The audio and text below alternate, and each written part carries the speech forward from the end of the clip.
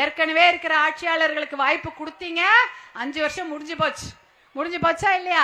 தலை தூக்கவே விட மாட்டார்கள். அவங்களுக்கு பிடிச்ச திட்டம் தான் அவங்க கொண்டு வந்துக்குவாங்க.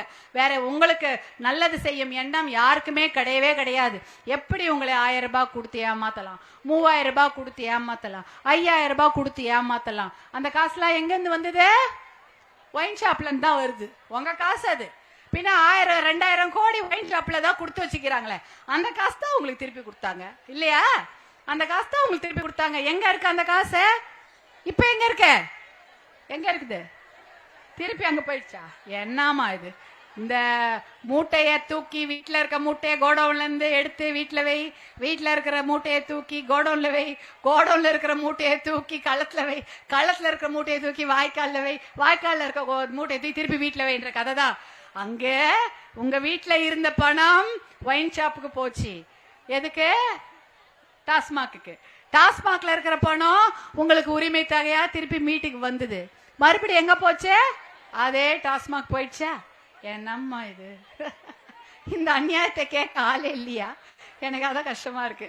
அதை யார் கேட்கணும்? நீங்க தான் கேட்கணும். உங்ககிட்ட தானே பவர் இருக்கு. என்ன சொன்ன? உங்ககிட்டதான் அந்த அதிகாரம் இருக்கிறது. அந்த பவரை இந்த எலெக்ஷன், இந்த சட்டமன்ற தேர்தல் நீங்கள் காண்பிக்க வேண்டும்.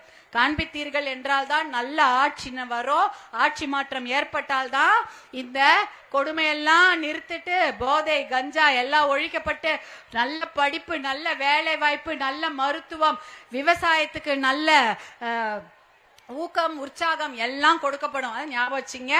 அடுத்த சட்டமன்ற தேர்தலுக்கு அப்புறம் 2 மாசம் கழிச்சு வேற என்ன வருது? உள்ளாட்சி தேர்தல் வருதா? உள்ளாட்சின்னா என்ன? இப்ப நம்ம இந்த ஊர்ல உள்ளாட்சி பத்தி உங்களுக்கு தான் தெரியணும். இந்த குடவோலை முறையை பத்தி இங்க தானே சொல்லி இருக்கிறாங்க, எப்படி ஒரு நல்ல தலைவர்களை நீங்க கிராமத்துல தேர்ந்தெடுக்கணும்னு. அந்த உள்ளாட்சி தேர்தலை ஞாபகம் வச்சுங்க. உங்க ஊர்ல ஒரு 100 ஓட்டோ 500 ஓட்டோ நீங்க எல்லாம் வாங்குறீங்களா இல்லையா? ஏமா பின்னாடி இருக்க பதில் சொல்லுங்க. வாங்குறீங்களா? ஒரு 100 ஓட்டு 500 ஓட்டு வாங்கினா என்ன ஆறீங்க? Ward member. யார் வார்டு மெம்பர் ஆகணும்? 4 பேர் கை தூக்குங்க. 10-15 பேர் தூக்கிட்டீங்க. அதான் வார்டு மெம்பர் ஆகலாம், கவுன்சிலர் ஆகலாம், ஒன்றிய கவுன்சிலர், மாவட்ட கவுன்சிலர், மாவட்ட சேர்மன், எது வேணாலும் மகளிர் ஆகலாம். ஏன் தெரியுமா? உள்ளாட்சி தேர்தல்ல 50% மகளிர் தான் நிக்க முடியும், வேற யாரும் நிக்க முடியாது. 50% பாதிக்கு மேற்பட்ட இடங்கள்ல பெண்கள் நிக்கலாம். நீங்க ஜெயிச்சீங்கன்னா உங்க தெருவுக்கு ரோடு போட்டுக்கலாம், லைட் போட்டுக்கலாம், சிசிடிவி கேமரா போட்டுக்கலாம். எதுக்கு சிசிடிவி கேமரா? பாதுகாப்பு. நம்ம பசங்க பத்திரமா வீடு வராங்களா, வழியில யாராவது ஏதாவது தொந்தரவு பண்றாங்களான்னு பாத்துக்கலாம். இந்த விஷயங்கள்லாம் உங்க பகுதியில நீங்க செஞ்சுக்கலாம். நீங்க வார்டு மெம்பரா கவுன்சிலர் ஆனா சந்து கடை தரப்பீங்களா? இல்ல டாஸ்மாக் திறக்க போறீங்களா? கிடையாது. அதனால நீங்க தான் ஆகணும். நீங்க மகளிர் வார்டு கவுன்சிலராவோ, மாவட்ட கவுன்சிலராவோ, ஒன்றிய கவுன்சிலராவோ நீங்க வெற்றி அடைந்தீர்கள் என்றால் உங்கள் பிள்ளைகளுக்கும் உங்கள் பகுதிக்கும் பாதுகாப்பும் நல்ல விஷயங்களையும் செய்து கொள்ளலாம். அதனால ஞாபகம் வச்சுங்க, சட்டமன்ற தேர்தல்ல நல்லவர்களுக்கும் இந்த மருத்துவர் அன்புமணி அவர்களும் இருக்கிறார்கள். அவருடைய வெற்றி கூட்டணியில் நல்ல சகோதரர்கள் இருக்கிறார்கள். அவர்களுக்கு நீங்கள் வாய்ப்புகளை வழங்கி நல்ல மாற்றங்களை நீங்கள் கொண்டு வாருங்கள். புரியுதா? அதே போல உள்ளாட்சி தேர்தலில் நீங்களே வெற்றி பெற்று உங்கள் பகுதியில் நல்ல மாற்றங்களை செய்து கொள்ளுங்கள். சரியாமா? ஞாபகம் வச்சுக்கங்க. அதனால இதெல்லாம் இவ்வளவு உட்காந்து பொறுமையா கேட்டீங்க. வெயில் வேற ஆரம்பிச்சிருச்சு, உங்க மைண்ட் எல்லாம் போயிடுச்சுன்னு நினைக்கிறேன்.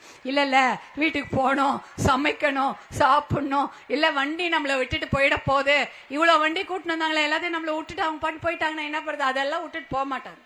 உங்களை விட்டுட்டு போறதுக்காக கூட்டின்னு வந்தான். அந்த மாதிரி பாதியில் உங்களை எல்லாம் விட்டு போவதற்கான எண்ணமே கிடையாது. உங்களுக்கு நல்லது செய்து விட்டுதான் இந்த பாட்டாளி மக்கள் கட்சியும் அதை சார்ந்து இருக்கக்கூடிய வெற்றி கூட்டணியும் நாங்க ரொம்ப அதுக்காக உற்சாகமாக வேலை செய்து கொண்டிருக்கிறோம்.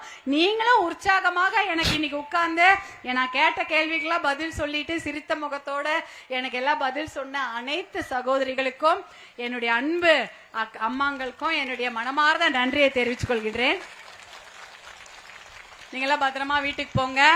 மறந்துடாதீங்க, சட்டமன்ற தேர்தல்ல மருத்துவர் அன்புமணி அவர்கள் உங்களுக்கு நல்லது செய்யவும் அவருடன் சேர்ந்திருக்கும் அத்தனை கூட்டணியில் இருக்கக்கூடிய அத்தனை சகோதரர்கள் நம் வாழ்க்கையை மேம்படுத்தவும் காத்து கொண்டிருக்கிறார்கள். அவர்களுக்கு அந்த நல்ல வாய்ப்பை வழங்குமாறு அன்போடு கேட்டுக்கொள்கிறேன். நன்றி, வணக்கம்மா. நன்றிம்மா.